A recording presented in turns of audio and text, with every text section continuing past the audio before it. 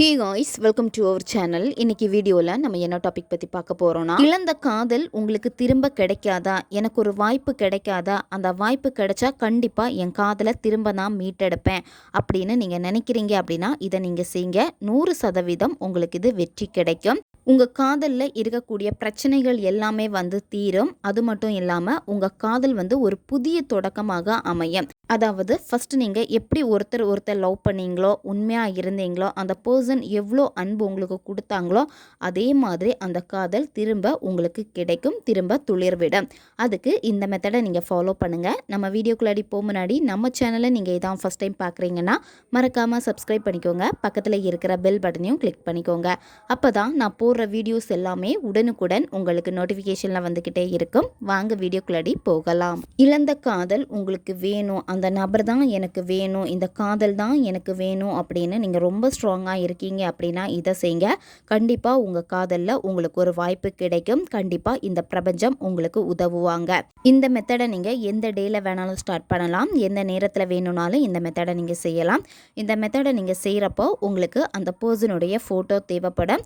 உங்ககிட்ட அவங்களுடைய ஃபோட்டோ இருக்குது அப்படின்னா அவங்களுடைய ஃபோட்டோவை பார்த்துட்டே இந்த ஸ்விட்ச் வேர்டை நீங்கள் சொல்லணும். ஸ்விட்ச் வேர்டு பார்த்தீங்கன்னா சிங்கிள் வேர்டில் தான் இருக்கும். ஒவ்வொரு வார்த்தைக்குமே பார்த்தீங்கன்னா ஒவ்வொரு பவர் எனர்ஜி எல்லாமே இருக்குது. முழு நம்பிக்கை வச்சு பிரபஞ்சத்துக்கிட்ட சரணடைஞ்சிட்டு நீங்கள் ஒரு மேனிஃபெஸ்ட் பண்ணுறீங்கன்னா கண்டிப்பாக அது தக்க சமயத்தில் உங்ககிட்ட சேரும். உங்களுக்கு முழு நம்பிக்கை இருக்கணும். எப்போ நீங்கள் முழு நம்பிக்கை வச்சு ஒரு மேனிஃபெஸ்ட் பண்ணுறீங்களோ அதில் நிறைய மிராக்கிள்ஸ் உங்களுக்கு நடக்கிறத நீங்களே பார்ப்பீங்க. எனக்கு எதுவுமே நடக்கலை, எனக்கு எதுவுமே செட் ஆகலை அப்படின்னு நீங்கள் நினச்சிக்கிட்டே இருந்தீங்கன்னா கண்டிப்பாக உங்களுக்கு அது கிடைக்கவே கிடைக்காது. ஏன்னா நீங்கள் திரும்ப யூஸ் பண்ணுற வார்த்தைகள் எல்லாமே எனக்கு நடக்க மாட்டேங்குது, எனக்கு இது கிடைக்கவே இல்லை, அவங்க என்கிட்ட பேசவே மாட்டேங்கிறாங்க அப்படின்னு இந்த வார்த்தையை ரிப்பீட்டடாக நீங்கள் சொல்லிக்கிட்டே இருந்தீங்க அப்படின்னா இந்த வார்த்தைகளுக்கு தான் நீங்கள் பவர் கொடுத்துக்கிட்டே இருக்கீங்க. உங்களுக்கு என்ன விஷயம் வேணுமோ அந்த விஷயத்தை விட்டுட்டு தேவையில்லாத விஷயங்களை நோக்கி தான் நீங்கள் பயணம் பண்ணுறீங்க. அப்போது இந்த மாதிரி நீங்கள் பயணம் பண்ணுறப்ப என்ன ஆகும் அப்படின்னா நீங்கள் என்ன நினச்சிங்களோ அந்த விஷயம் மட்டும்தான் உங்கள் கூட ட்ராவல் ஆகுமே தவிர நீங்கள் மெயினாக ஒரு விஷயம் நினச்சிருப்பீங்க, அதாவது எனக்கு இது நடக்கணும், அந்த பர்சன் வேணும் அப்படின்னு நினச்சிருப்பீங்க. அந்த விஷயம் உங்களுக்கு டிலே ஆகும், நடக்காமலே போயிடும். அதனால் நீங்கள் ஒவ்வொரு எண்ணங்களையும் நினைக்கும் போது அந்த எண்ணங்கள் எனக்கு தேவையானதா தேவையில்லையா என்று நீங்கள் தான் முடிவு பண்ணணும். எப்போ நீங்கள் விழிப்புணர்வோடு இருக்கீங்களோ அப்போது நீங்கள் செய்யக்கூடிய மேனிஃபெஸ்டேஷனும் வேலை செய்யும். உங்களுடைய மேனிஃபெஸ்டேஷன் வேலை செய்யாமல் போகுது அப்படின்னா நீங்கள் முதல்ல நல்லா புரிஞ்சுக்கணும், நீங்கள் எங்கே தப்பு பண்ணுறீங்கன்னு பாருங்கள்.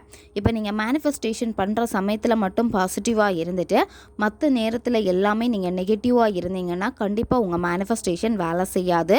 நீங்கள் மேனிஃபெஸ்டேஷன் பண்ணுற சமயத்தில் நெகட்டிவாக திங்க் பண்ணிக்கிட்டே நீங்கள் அந்த நெகட்டிவாக ஒரு சைடு வச்சுட்டு பாசிட்டிவாக இருக்க ட்ரை பண்ணியும் நீங்கள் செய்கிறப்ப வேலை செய்யாது. எப்போ உங்கள் மனம் ஒருநிலைப்பட்டு நீங்கள் செய்யக்கூடிய வேலையில் ஃபோக்கஸ்டாக இருக்கோ அப்போது அங்கே உருவாகக்கூடிய அந்த வைப்ரேஷன் தான் உங்கள் பர்சன் கிட்ட போய் சேரும்.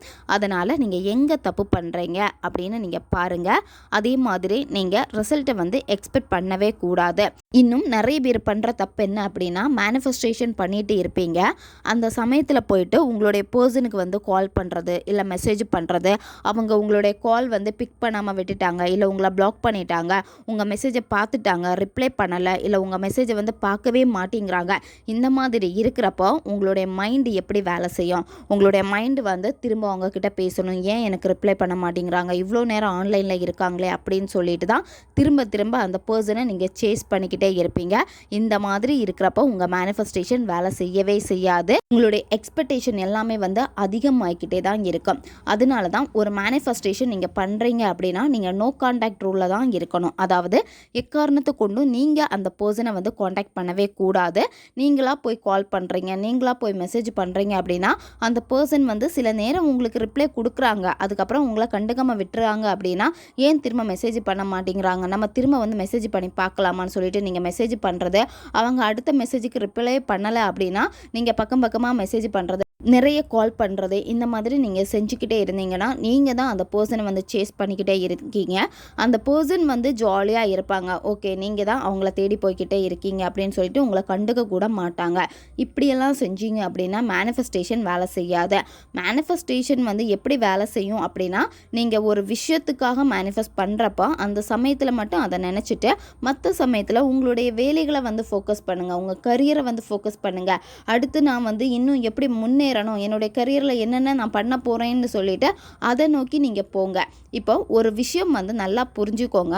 ஒரு பொருள் உங்களுக்கு வேணும்னு நீங்கள் நினச்சிட்டு அதை மறந்துடுறீங்க. ஆனால் அந்த பொருள் வந்து உங்களுக்கு ரொம்ப ஈஸியாக கிடைக்கும். ஒரு டைம் 2 டைம் வந்து நீங்கள் நினச்சிட்டு விட்டுருப்பீங்க. அதை வந்து அழுத்தம் கொடுத்துக்கிட்டே இருந்திருக்க மாட்டீங்க. அந்த பொருள் உங்களுக்கு கிடைச்சிருக்கும், ரொம்ப ஈஸியாக கிடைச்சிருக்கும். நீங்கள் எதிர்பார்த்துருக்கவே மாட்டீங்க. நான் அன்னைக்கு சும்மா நினச்சேன்னு எனக்கு கிடைச்சிடுச்சே அப்படின்னு தான் நீங்கள் நினைப்பீங்க. இதே உங்களுடைய பர்சனை அட்ராக்ட் பண்ணுறதுக்கு நீங்கள் அழுத்தம் கொடுத்து இருந்தீங்க அப்படின்னா நீங்கள் தான் ஸ்ட்ரெஸ் ஆகிக்கிட்டே இருப்பீங்க, டிப்ரெஷன் ஆகிக்கிட்டே இருப்பீங்க, வேலை செய்யாமல் போயிடும். அதனால தான் மேனிஃபெஸ்டேஷன் பண்ணுறப்ப கரெக்டாக நீங்கள் மேனிஃபெஸ்ட் பண்ணிவிட்டு அதை அப்படியே விட்டுட்டு உங்களுடைய அடுத்த வேலைகளை நீங்கள் பார்க்க கவனம் செலுத்துங்க. இப்படி செய்கிறப்ப தான் அந்த பர்சன் உங்களை நோக்கி ஈர்க்கப்படுவாங்க. எனக்கு ஒரு கொயரி வந்துச்சு. என்ன அப்படின்னா, நான் இந்த மெத்தடை செய்கிறேன், எனக்கு வந்து எவ்வளோ டேஸில் வந்து எனக்கு ரிசல்ட் கிடைக்கும் அப்படின்னு சொல்லிட்டு கேட்டிருந்தாங்க. இதை நான் செய்கிறேன், ஆனால் என்னால் வந்து எக்ஸ்பெக்டேஷன் பண்ணாமல் இருக்க முடியல. இந்த கேள்வியை ஒருத்தங்க என்கிட்ட கேட்டிருந்தாங்க. நான் நிறைய வீடியோஸில் சொல்லியிருப்பேன், இப்போவும் உங்களுக்கு நான் வந்து எக்ஸ்பிளைன் பண்ணியிருக்கேன். ஏன்னா நீங்கள் எதிர்பார்க்காதீங்க. அங்கே எதிர்பார்த்தீங்க அப்படின்னா அது உங்களுக்கு ரொம்ப டிலே ஆகும். பிரபஞ்சம் உங்களுக்கு உடனே நடத்தி கொடுக்குறத கூட நீங்கள் தான் கெடுத்து விட்டுருவீங்க. தேவையில்லாமல் நெகட்டிவ் எண்ணங்களை நினச்சி எல்லாமே குட்டையை குழப்பி விடுற மாதிரி நீங்கள் குழப்பி விட்டுருவீங்க. அதனால் பிரபஞ்சத்துக்கிட்ட நீங்கள் அதை கொடுத்துட்டு உங்களுடைய வேலையை ஃபோக்கஸ் பண்ணுங்கள். பிரபஞ்சம் கரெக்டான நேரத்தில் உங்ககிட்ட அதை கொண்டு வந்து கண்டிப்பாக சேர்ப்பாங்க. நீங்கள் செய்யக்கூட மேனிஃபெஸ்டேஷன் வந்துக்கு பலன் கிடைக்கும். உங்களுடைய எனர்ஜியை பொறுத்து தான் அது வேலை செய்யும். உங்களுடைய எனர்ஜி லெவல் வந்து ரொம்ப லோவாக இருக்குது, உங்கள் பர்சனுக்கு வந்து அதிகமாக இருக்குது அப்படின்னா அது கொஞ்சம் டைம் எடுக்கும். எப்போ உங்கள் பர்சனோட எனர்ஜி லெவல் வந்து ரொம்ப டவுன் ஆகுதோ அப்போ நீங்கள் செய்யக்கூடிய மேனிஃபெஸ்டேஷன் அந்த பர்சன் கிட்ட போய் சேரும். ஆட்டோமேட்டிக்காக அவங்க உங்களை நோக்கி வருவாங்க. அதனால தான் எப்போவுமே உங்களுடைய எனர்ஜியை வந்து நீங்கள் ரொம்ப பாசிட்டிவாக வச்சுருக்கணும். உங்கள் ஆரா வந்து எப்போவுமே பாசிட்டிவாக இருக்கணும். ஓகே காய்ஸ், இப்போ நம்ம இந்த ஸ்விட்ச் வேர்டு என்னென்னு பார்க்கலாம். வீடியோ ஸ்க்ரீன்லேயே வரும், பார்த்துக்கோங்க. Divine wave new P. இந்த ஸ்விட்ச் வேர்டை வந்து நீங்கள் ரிப்பீட்டடாக சொல்லிக்கிட்டே வரலாம். இல்லை உங்களுக்கு எழுத பிடிக்கும் அப்படின்னா நீங்கள் எழுதலாம். எப்போல்லாம் உங்களுக்கு ஃப்ரீ டைம் கிடைக்குதோ அப்போல்லாம் அந்த பர்சனுடைய ஃபோட்டோவை பார்த்துட்டு இந்த ஸ்விட்ச் வேர்டை நீங்கள் சொல்லிக்கிட்டே வாங்க. 1 மாதம் கண்டினியூவாக இதை நீங்கள் ஃபாலோ பண்ணணும். பெண்கள் தீட்டு சமயத்தில் இந்த ஸ்விட்ச் வேர்டை நீங்கள் சொல்லலாம். நான்வெஜ் சாப்பிட்டுட்டு இந்த ஸ்விட்ச் வேர்டை நீங்கள் சொல்லலாம். இந்த ஸ்விட்ச் வேர்டை நீங்கள் சொல்கிறப்போ அந்த பர்சன் உங்கள் கூட தான் இருக்காங்க. ப்ரெசண்டில் உங்கள் கூட தான் வாழ்ந்துட்டு இருக்காங்க. ரொம்ப கேர் பண்ணுறாங்க, உங்களை அதிகமாக வந்து லவ் பண்ணுறாங்க. இந்த மாதிரி அந்த பர்சனை பற்றி பாசிட்டிவாக நீங்கள் நினச்சிக்கிட்டே இந்த ஸ்விட்ச் வேர்டை நீங்கள் சொல்லணும். உங்களுடைய காதல் வந்து எப்படி அழகாக தொடங்கி எப்படி அழகாக போய்கிட்டே இருந்துச்சோ அதே மாதிரி தான் உங்கள் காதல் வந்து இப்போவும் போய்கிட்டே இருக்குது அப்படின்னு நினச்சிக்கிட்டே இந்த ஸ்விட்ச் வேர்டை நீங்கள் சொல்லுங்கள். 100% இது உங்களுக்கு வந்து ரிசல்ட்டை கொடுக்கும். உங்களுடைய காதலில் கண்டிப்பாக உங்களுக்கு ஒரு வாய்ப்பு கிடைக்கும். அந்த வாய்ப்பு கிடைக்கிறப்போ உங்கள் காதலை நீங்கள் மீட்டெடுத்துக்கோங்க.